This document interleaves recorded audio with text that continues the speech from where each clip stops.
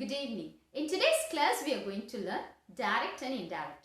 What are the basic rules we need when it comes to direct and indirect to speak in English fluently? So that's what we are going to see in today's class. Let me take a lesson completely in Tamil. Okay. இன்னைக்கு கிளாஸ்ல நம்ம என்ன பார்க்க போறோம் அப்படினா direct and indirect எப்படி convert பண்றது, டைரக்ட்ல இருந்து இன்டைரக்ட்க்கு எப்படி கன்வர்ட் பண்றது, ஒருத்தவங்க என்கிட்ட இந்த விஷயத்தை சொன்னாங்க அப்படின்றத கன்வர்ட் பண்றதுக்கு எனக்கு கம்பல்சரி சில விஷயங்கள் அங்க ஸ்ட்ரக் ஆகும். ஓகேவா?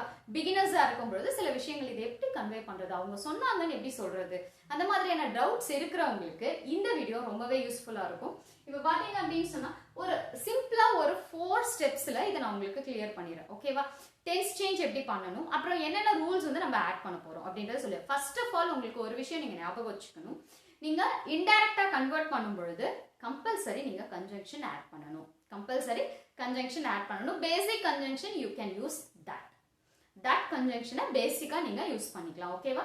சிம்பிளா ஒரு பிகினர்ஸ்க்கு என்னென்ன விஷயம் தேவை அப்படின்றது மட்டும் தான் நான் இங்க மென்ஷன் பண்ணியிருக்கேன். ரொம்ப கன்சிஸ்டடா எழுதியிருக்கேன்னு நினைக்கிறேன். கொஞ்சம் அட்ஜஸ்ட் பண்ணிக்கோங்க. ஏன்னா நிறைய எக்ஸாம்பிள்ஸ் கொடுத்துருக்கேன். எது இதெல்லாம் தேவையோ அது மட்டும் நான் போர்டில் எழுதியிருக்கேன். சரிங்களா? இப்போ பாத்தீங்க அப்படின்னு சொன்னா ஃபர்ஸ்ட் ஆஃப் ஆல் நான் உங்களுக்கு ஒரே ஒரு ரூல் மட்டும் கிளியர் பண்ண விரும்புறேன். எப்பெல்லாம் டைரக்ட் ஸ்பீச்ல simple present or present continuous tense இல்ல present perfect tense present form இருக்கோ, ஓகேவா? எப்பெல்லாம் டைரக்ட்ல பிரசன்ட் ஃபார்ம் இருக்கோ அதை அப்படியே நீங்க பாஸ்ட் ஃபார்முக்கு கன்வெர்ட் பண்ணணும். ஓகேவா? இப்போ சிம்பிள் பிரசன்ட் இருந்துச்சு அப்படின்னு சொன்னா சிம்பிள் பாஸ்டுக்கு கன்வெர்ட் பண்ணணும். பிரசன்ட் கண்டினியூஸ் டென்ஸ் இருந்துச்சு அப்படின்னு சொன்னா பாஸ்ட் கண்டினியூஸ் டென்ஸா நீங்க என்ன பண்ணணும், கன்வெர்ட் பண்ணணும்.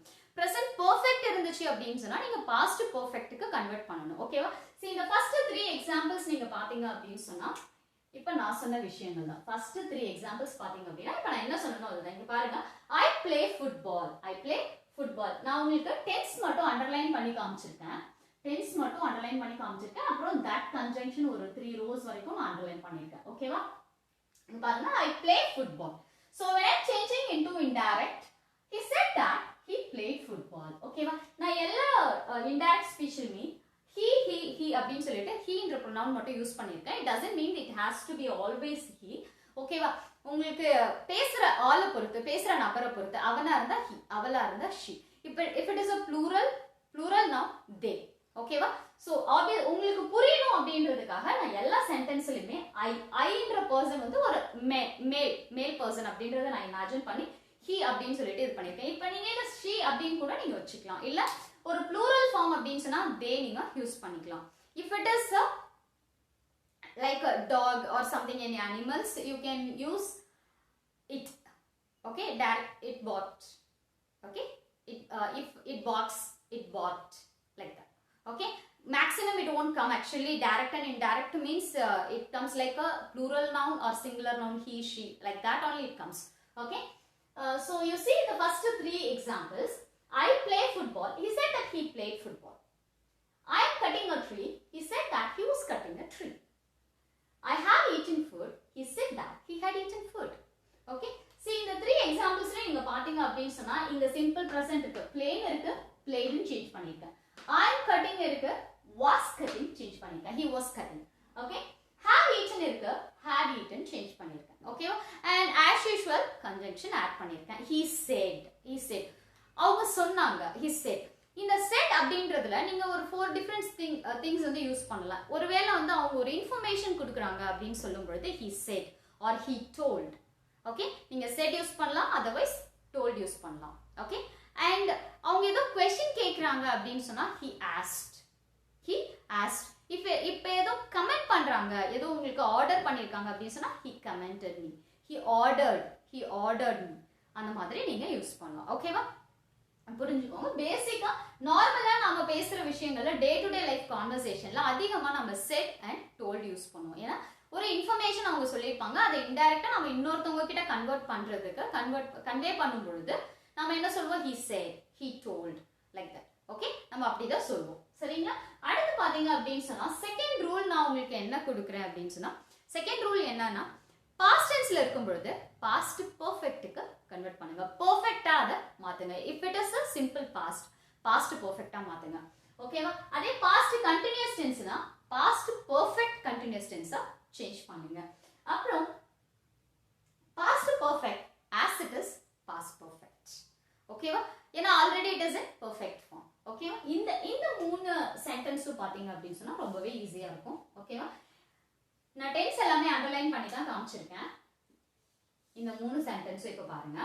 I drove a car. He said that he had driven a car. Sorry. He said that he had driven a car. Okay? Had driven, past perfect. Drove, simple past. Okay? He said that. As usual, that conjunction. He said that. It is a conjunction. Okay? He had driven a car. That's all very simple. And see the next one. I was coming. இங்க எனக்கு past continuous tense இருக்கு. Past continuous tense இருக்கும் பொழுது நான் என்ன பண்ணுவேன்? Past perfect continuous tense-க்கு change பண்ணிருக்கேன். He said that he had been coming. He said that he had been coming. Okay? And see the next one. I had taken music class. He said that he had taken music class. He said that he had taken music class. That's all. Okay? So, இந்த ரெண்டு ரூலும் நீங்க ஞாபகம் வச்சுக்கோங்க. First நான் என்ன சொன்னேன்? Presentல இருக்கும் பொழுது அத pastக்கு மாத்திக்கோங்க. Pastல இருக்கும் பொழுது past perfectக்கு, அதாவது perfect formsக்கு. Simple pastனா past perfect. Past continuous tense அப்படின்னு சொன்னா past perfect continuous tense. Past perfect as it is in past perfect. ஓகேவா? So இதுதான் நீங்க ஞாபகம் வச்சுக்க வேண்டிய விஷயம். அடுத்து பாத்தீங்க அப்படின்னு சொன்னா we are coming to modal auxiliary areas. Modal auxiliary areas, which is very very simple actually. Okay? So will இருந்துச்சுனா would கன்வர்ட் பண்ணுவீங்க. would இருந்துச்சுனா as it is would. Okay? can இருந்துச்சு அப்படின்னு சொன்னா could கன்வர்ட் பண்ணுவீங்க. could இருந்துச்சுனா as it is could. should இருந்துச்சுனா as it is should. might இருந்துச்சுனா as it is might. No changes. There is no changes. So I have given examples here. I will go to the gym. He said that he would go to the gym. That's all. I would help. He said that he would help. Because would இருக்கு, நம்ம would எந்த சேஞ்சஸும் பண்ண போறதே இல்லை. ஓகேவா? அடுத்து பாத்தீங்க அப்படின்னு சொன்னா I can carry bags. He said that he could carry bags. can இருந்துச்சுன்னா could கன்வர்ட் பண்ணுவோம். அதாவது will இருந்துச்சுன்னா would கன்வர்ட் பண்ணுவோம். can இருந்துச்சுன்னா could கன்வர்ட் பண்ணுவோம். would could இருக்கும் பொழுது would or could, it remains as same. Okay? Likewise, should and might. So there is no change even when it is should and might. See here, I should read books. He said that he should read books. I might go to the market. He said that he might go to the market. That's all very simple. So எல்லாத்தையும் ஒரு finalise பண்ணிக்கலாம். First of all நம்ம டைரக்ட்ல இருந்து இன்டைரக்ட்க்கு convert பண்ணும் பொழுது நம்ம என்ன பண்ணுவோம்? ஃபர்ஸ்ட் யார் சொல்றாங்க அப்படின்றத நாம சொல்லணும். He said, she said, they said. யார் சொல்றாங்க? அவங்க சொன்னாங்க. He said or told. So அந்த மாதிரி கன்வர்ட் பண்ணணும். அடுத்து நாம என்ன பண்ணணும்? கன்ஜங்ஷன் ஆட் பண்ணணும். That. And next this tense changes. ஓகேவா? அந்த tense changes ஞாபகம் வச்சுக்கிறதுக்கு தான் நான் ரொம்ப ஈஸியா very few ஸ்டெப்ஸ்ல உங்களுக்கு கொடுத்திருக்கேன். என்னன்னா presentல இருக்கும் பொழுது past கன்வர்ட் பண்ணணும். pastல இருக்கும் பொழுது past perfect கன்வர்ட் பண்ணணும். will இருந்தா would, can இருந்தா could. would or could இருக்கும் பொழுது would or could இருக்கும் பொழுது as it is same. Okay? அப்படியே அத சொல்ல போறோம். ஓகேவா? likewise should or might இந்த மாதிரி modal auxiliaries இருக்கும் பொழுது will or can இருந்தா மட்டும் தான் நாம அத என்ன பண்ணுவோம்? அதோட past formக்கு கன்வர்ட் பண்ணுவோம். So I hope it is very clear. If there is any doubt, kindly mention in the comment section. Definitely I'll clear the doubts. Thank you.